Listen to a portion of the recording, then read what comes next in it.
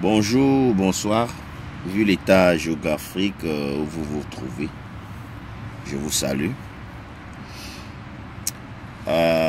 Je suis un militant plein, un humaniste, un enfant du Cameroun du vert au jaune, un enfant qui a mal de voir son semblable être traité de tous les maux. J'ai dit cette vidéo et je la dédie à la haute hiérarchie camerounaise. En tant que jeune patriote, jeune combattant, jeune Camerounais, Monsieur le chef d'État, son Excellence Paul Biya, vous avez toujours été un grand homme pour la jeunesse. Selon la jeunesse camerounaise, vous avez toujours été un père. Nous vous avons toujours considéré comme un papa, comme un vieux sage. Et nous vous considérons toujours comme ce sage. Quelle qu'en soit la déception, quelles qu'en soient les épreuves, nous refusons de renoncer à cette confiance que nous portons en votre égard. Monsieur le Président de la République, la jeunesse vous aime. La jeunesse de ce pays, du Cameroun, a un amour, un grand faible pour vous. Mais cette jeunesse aujourd'hui se rend compte que vous n'êtes pas à leur écoute, ou alors vous n'êtes plus à leur écoute. Il y a une barrière.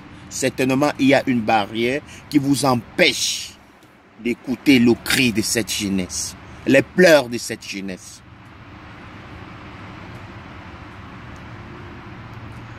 Monsieur le Président de la République, nous souffrons. Et nous savons que ce n'est pas le cas seulement au Cameroun, c'est partout dans le monde. Et c'est quand nous souffrons comme ça qu'on a besoin, pas de cet intelligent, mais de ce sage vieux. Monsieur le Président de la République, si vous pouvez avoir une idée de ce que votre jeunesse aujourd'hui vit dans les pays voisins. La jeunesse camerounaise a cessé de rêver. La jeunesse camerounaise a compris que de vous, ils n'auront jamais, ou alors ils ne vivront jamais leurs rêves. C'est pourquoi ils vont chez le voisin, dans l'espoir que là-bas, ils pourront vivre 10% de leurs rêves. Tout ça, c'est pas parce que vous êtes un mauvais papa ou un mauvais président. Tout ça parce qu'il y a une barrière qui vous empêche d'écouter la jeunesse. L'école est bien pour l'éducation. Les hôpitaux pour la santé. Cette jeunesse n'a rien de tout ça. Cette jeunesse n'a rien de tout ça. L'eau, c'est la vie. Cette jeunesse n'a plus l'eau. Monsieur le Président, je me souviens, je suis déjà un adulte. Je me souviens, il y a de cela dans les années 80. J'étais à Bétamba, institution de l'enfance, ICE de Bétamba. J'étais là-bas et je ne vivais que d'eau, de la SNEC. C'était encore la SNEC à cette époque-là. Et c'est cette eau-là qui m'a grandi. Aujourd'hui, Monsieur le Président, il est pratiquement impossible de boire l'eau de la SNEC. Ou alors, je ne sais pas comment on appelle même ça, je n'aime même plus ça. Moi, j'appelle ça SNEC parce que c'est le nom avec lequel beaucoup de Camerounais de mon âge ont grandi. Les Camerounais ne boivent plus l'eau de la SNEC. Notre courant est devenu le courant des Gabonais, des Guinéens, des Tchadiens. Tandis que nous dormons dans le noir.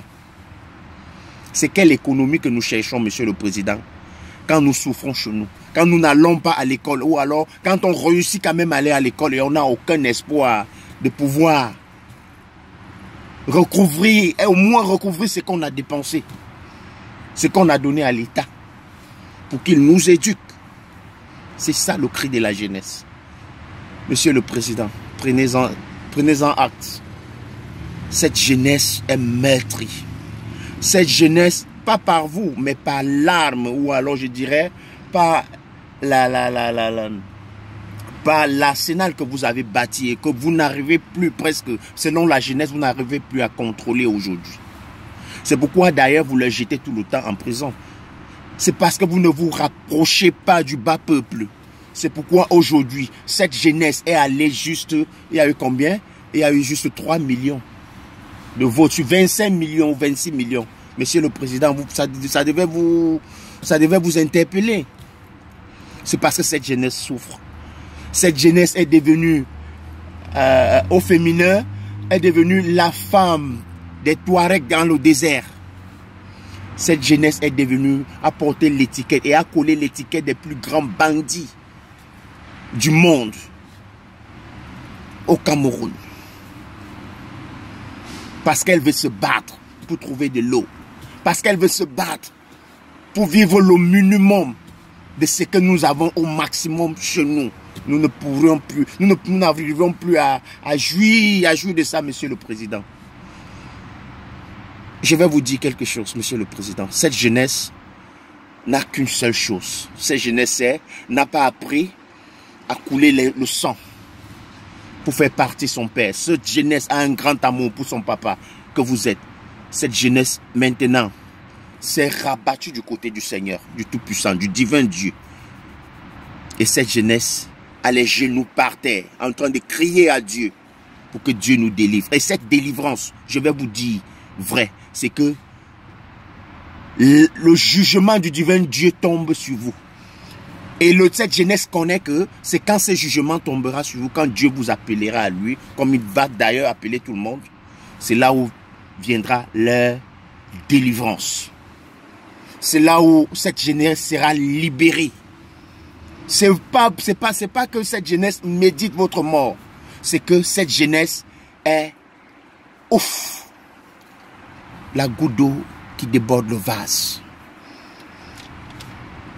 C'est parce que vous n'avez pas appris à écouter cette jeunesse qu'aujourd'hui, cette jeunesse s'en prend à vous. Et peut-être à votre vie. Elle ne va pas la ôter puisqu'elle ne vous l'a pas donnée. Elle va juste prier Dieu, le divin Dieu qui nous a tous créés, de vous la ôter, afin que vienne sa délivrance. Monsieur le Président, si un seul instant, une fois par an, vous pouviez vous balader dans la ville que vous appelez la capitale du Cameroun, Yaoundé, vous deviez comprendre que vous aviez été déçu par l'élite que vous avez construite, que vous avez battue. Vous avez bâti et vous avez confié, à qui vous avez confié tout ce peuple. Vous seriez déçus. Et si vous aviez au moins quelqu'un, même votre fils, qui pouvait faire le tour, même à vélo, même en voiture privée, comme ça, là, tourner dans Yaoundé, pour venir vous faire état des lieux, pour venir vous rendre compte de l'état des lieux, ça aurait été une bonne chose.